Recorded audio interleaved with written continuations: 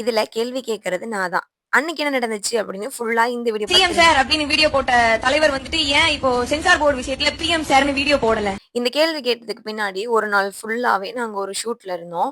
மின்னம்பலம் அப்படின்னு தனியார் YouTube channel வந்துட்டு இந்த மாதிரி ஒரு ஷோ வந்து கண்டக்ட் பண்ணாங்க. அதாவது 4 கட்சியில இருந்து பெரிய பெரிய தலைவர்கள வர வச்சிருந்தாங்க. அந்த கட்சியில இருக்கிறவங்கள. முதல்ல வந்து நாம் தமிழர் கட்சியில வந்து சீமான் அண்ணன் வந்திருந்தாரு. ஆனா அப்ப அவர் பேசுறத எங்களால வீடியோ எடுக்க முடியல. ஏன்னா எங்களுக்கே நிக்கிறதுக்கு தான் இடம் இருந்துச்சு. அதுக்கப்புறம் பார்த்தா நிர்மல்குமார் தாவேக்கால இருந்து இவர் வந்திருந்தாரு. ஸோ இவர்கிட்ட வந்துட்டு கொஸ்டின் கேட்கலாம் அப்படின்ற ஐடியா வந்து இருந்துச்சு. வேற ஒரு கொஸ்டின் எழுதி வச்சிருந்தேன்.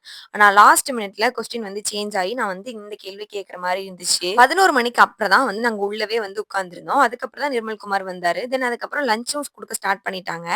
பிரியாணி, ரைத்தா, எக்கு நல்லாவே இருந்துச்சு சாப்பாடு. பட் சாப்பிட்ட அன்னைக்கு எல்லாருக்குமே ஒரு மாரி தெகட்டல் இருந்துட்டே இருந்துச்சு. நான் அவ்ளோ எண்ணெய் இருந்த மாரி ஒரு ஃபீல். சாப்பிட்டு அதே சீட்ல வந்து உட்கார்ந்தோம். ஆனா வந்து சீட் மாறி உட்காருங்க. ஏன்னா நெறைய பேர் நின்னுட்டு இருக்காங்க அப்படின்னு சொன்னதுனால வந்து பின்னாடி உட்கார்ந்திருந்த நாங்க லாஸ்ட் மினிட்ல முன்னாடி போய் உட்கார்ந்திருந்தோம். சரி கதைக்கு வரலாம். இந்த நிகழ்ச்சியில உனக்கு என்ன வேலை அப்படின்னு என்கிட்ட கேட்டீங்கன்னா, நான் ஜர்னலிசம் படிக்கிறதுனால எங்களுக்கு ஒரு நாள் ஃபுல்லா இந்த நிகழ்ச்சிய ஃபுல்லா நோட் பண்ணி ரிப்போர்ட் பண்ணணும் அப்படின்னு ஒரு அசைன்மென்ட் குடுத்திருந்தாங்க.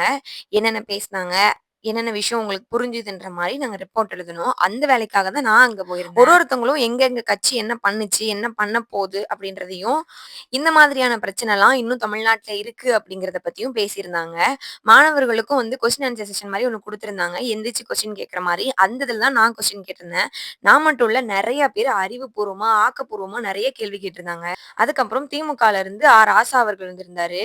அவரும் வந்துட்டு இந்த பிரச்சனைலாம் இருந்துச்சு. இதெல்லாம் நாங்க சரி பண்ணோம் அப்படின்ற மாரி நல்ல விதமா எக்ஸ்பிளைன் பண்ணாரு. முக்கியமான விஷயம் என்னன்னா, அங்க இருந்த நிகழ்ச்சி தொகுப்பாளர் வந்து அந்த நிகழ்ச்சிய ரொம்ப அருமையா கொண்டு போனாங்க அப்படின்னு தான் சொல்லணும். பார்க்கறதுக்கே ஒரு மாதிரி மோட்டிவேஷனா இருந்துச்சு. ச்சே! நம்மளும் ஒரு நாள் இவ்ளோ பெருசா வந்து இந்த மாரி இருக்கணும் அப்படின்ற மாரி இருந்துச்சு.